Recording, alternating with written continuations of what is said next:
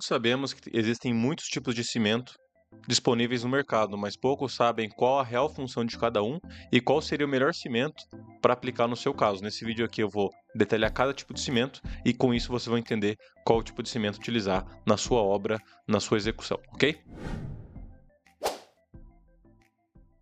Cimento Votorantim, Cauê ou qualquer outro tipo de distribuidora, você vai sempre encontrar a classificação dos cimentos entre CP1, 2, 3, 4 ou talvez até mesmo outros tipos de cimento, como o cimento branco e o cimento com resistência a sulfatos, tá?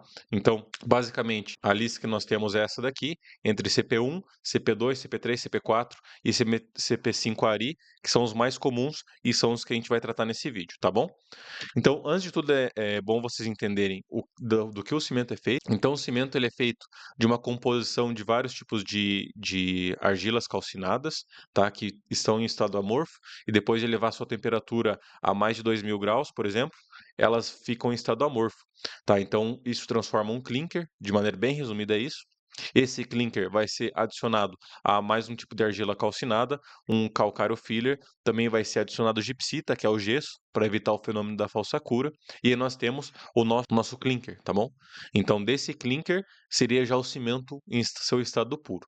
Esse clinker ele é moído e depois é misturado com outros tipos de composições aí de elementos, tá bom? E para que serve essa mistura? Por que eles misturam um cimento com outras coisas? Porque o cimento, como eu disse para vocês, ele precisam elevar a altas temperaturas, isso tem um alto custo.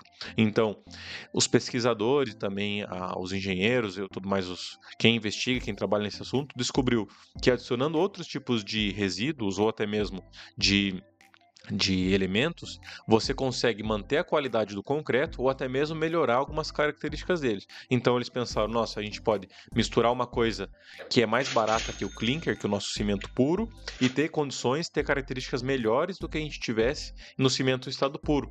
Isso, além disso, ainda mais reduziu o custo, né? Porque, como eu disse, produzir cimento é muito caro, vai muita energia, tem que queimar muito carvão mineral ou usar outro tipo de elemento para conseguir as altas temperaturas, e com isso nós temos então um elemento, um cimento mais barato, misturando outros tipos de materiais. E daí nós vamos então à segunda parte, que seria os tipos de elementos que são misturados ao cimento, para nós termos outros tipos de categorias. Nós vamos detalhar cimento a cimento. Primeiro começar pelo CP1. O CP1, ele é basicamente, como eu disse para vocês, o cimento puro, em seu estado puro, tá? Deixa eu mover aqui que a câmera está na frente. Então, o cimento CP1 é o cimento puro sem adições. Ele vai ter só o seu clinker basicamente moído, tá? Que, como eu disse, o clinker é a mistura do cimento calcinado, um pouco de argila calcinada, calcário e gipsita, ok? Também vai um pouco de óxido de ferro, mas ele é basicamente um clicker moído e pronto, não tem mais nada além disso, ok? Ele tem seu pouco uso, por quê? Porque ele é um cimento caro, já que ele é simplesmente clinker moído, e não tem uma resistência tão boa quanto outros cimentos que têm adições. Então, por que, tá ficando fora de mercado? Justamente por isso, porque é um cimento mais caro que o normal para produzir e ele tem características que não são tão boas quanto os outros que têm adições e são mais baratos. Então, é muito pouco utilizado e está saindo fora do mercado, mesmo que ainda exista a sua classificação, ok? Para o próximo. CP2, como eu disse para vocês, é o mais utilizado, é que eu vou detalhar ele de uma maneira mais abrangente, ok? Então, dentro do CP2, nós temos três tipos de cimento. O CP2E, o CP2F e o CP2E.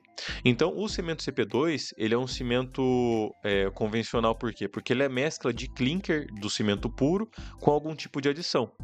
Uma pouca adição, mas sim existe uma adição, tá? Então, nós temos o cimento CP2E, é o cimento CP2, é o cimento misturado com uma porcentagem menor de escória de alto forno. Escória de alto forno é um subproduto das metalúrgicas. Então, eles usam para queimar lá e fazer o aço, tá? Fazer o aço carbono, e desse material que sobra, esse pó, que ele é reativo, ou seja, ele também tem uma propriedade pozolânica, as cimenteiras compram esse material, que na verdade é um resíduo, correto? Então, mais barato, e colocam no cimento. E por que colocam esse resíduo no cimento? Porque a escória de alto forno, ela tem uma propriedade reativa, é dizer, ela tem capacidade de formar cimento também, de ser reativo e formar estruturas sólidas em contato com a água. Então também tem estudos que viram que misturando a escória de alto forno com o cimento, uma se complementa com a outra de forma resumida, tá? Forma lá a estrutura CSH, que são as estruturas que dão resistência ao cimento, e no final gera mais resistência ao cimento com escória do que sem escória, tá? Porque eles casam muito bem. O CP2F, então, é a mesma ideia, só que em vez de escória é filler. Aqui seria um filler calcário. Ele é um material inerte, então ele não vai eh, dar resistência, não vai formar estruturas de CSH no concreto, mas sim que ele traz resistência. Por quê? Porque são partículas muito pequenas e essas partículas muito pequenas encaixam dentro do concreto. Isso vai reduzir sua porosidade. E um concreto menos poroso é um concreto mais sólido. Então, um concreto mais sólido, ele vai ter mais capacidade de resistência também. Então, ela não é reativa, mas ela ajuda na resistência também, ajuda na diminuição da porosidade, e com isso o concreto fica um pouco mais resistente também. O cimento CP2Z, que é o cimento com pozolana, e a pozolana ela pode vir de vários tipos de materiais, porque pozolana é uma característica do material, um material pozolânico, ou seja, que ele é reativo, tá? Pode ser cinza vulcânica, que agora já não usam mais como aditivo, pode estar utilizando, mas é muito baixo. A maior origem de material pozolânico são as termoelétricas, tá? Então, quando é feito uso de termoelétrica, sobra essa cinza pozolânica dos materiais dos carvão mineral, carvão vegetal, não sei qual exatamente usa, espero que seja creio que é o mineral. Então vai sobrar esse material pozolânico, que também é reativo, e que misturando ao cimento também vai agregar resistência, principalmente resistência ao largo prazo, ok? Também existem materiais vegetais de origem vegetal que têm essa reatividade pozolânica, ok? Por exemplo, a cinza do bagaço de cana, ela é uma cinza pozolânica, então já tem vários estudos aí que colocam a cinza do bagaço de cana dentro do concreto e você ganha resistência colocando essa cinza do bagaço de cana, cinza do bagaço de arroz. Também já tem estudos começando sobre a cinza do bagaço de malte. Então, tem várias cinzas vegetais que, agregando no cimento, também vai trazer resistência, principalmente resistência ao largo prazo, ok? Então, esse é o CP2, é o cimento convencional, com uma pequena parte de escória, ou de filler, ou de pozolana. E por que ele é muito utilizado? Porque ele tem um bom custo-benefício, ele não é um cimento tão caro, tá? E também não é um cimento que vai faltar resistência para vocês. Se vocês veem o último número aqui, é um ensaio que fazem no concreto para sua resistência do cimento puro, que ele conseguiria 32 MPa. Então é dizer o quê? Como a maioria das nossas obras de pequeno e médio porte são utilizados concretos entre 20 a 30 MPa, ele é um cimento que vai te atender super bem. Então, por isso que ele é muito utilizado. Entretanto, você pode utilizar outros tipos de cimento que vão talvez encaixar mais com o tipo de sua obra. Dentro dos três, por exemplo, se você tem uma obra que tem que está em contato com água, eu recomendaria a pozolana. Por quê? Porque ela protege os agregados da reação álcali agregado, que eu já vou explicar um pouquinho para vocês. Se você tem uma região com muitos sulfatos, se você está fazendo uma obra perto de alguma indústria ou dentro de uma indústria, eu já recomendaria a escória de alto forno, tá? Por quê? Porque ela traz uma resistência a sulfatos interessante para o seu concreto. Entretanto, se você está fazendo uma indústria, você já não vai para um CP2, você já vai para um CP3, que eu já vou falar no próximo slide, ok? Então vamos para o CP3. O cimento CP3, ele é basicamente um CP2, entretanto com mais escória de alto forno. Enquanto CP2 ele tem ali em torno de 7, 10, 15% de escória, o CP3 ele tem entre 35 e 70, ele é quase maior parte de escória.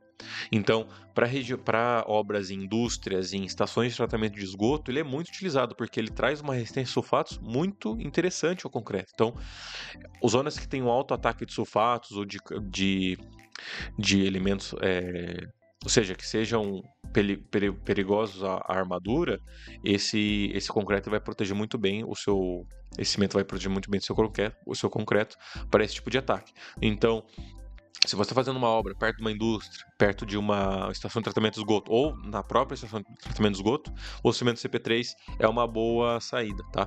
Em termos de custo, talvez ele vai ser um pouco mais caro que o CP2, mas dependendo do caso, ele é muito útil e vai trazer maior durabilidade para sua obra, ok? O CP4 é a mesma ideia do CP3, entretanto, mudando por pozolana. Então, é um cimento que tem muito mais pozolana que o CP2Z, e ele é muito utilizado em estruturas que vão ser de grandes volumes, porque ela reduz o calor de hidratação. Como vocês sabem, o concreto, quando você realiza a concretagem, gera calor. E esse calor vai gerar as fissuras. Então, se você tem um concreto com grande volume, vai ter um maior calor e mais fissuras no seu concreto. Então, utilizando um cimento que tem mais pozolana, esse calor vai ser reduzido. Então, por isso que ele é muito utilizado em estruturas de grande volume, como barragens, pontes ou estruturas que vão estar em contato direto com a água, ok? Bom, creio que nenhum de vocês vai construir ponte ou barragem, mas se vocês chegam a trabalhar um momento com isso, o cimento CP4 é um bom cimento para vocês levarem em consideração.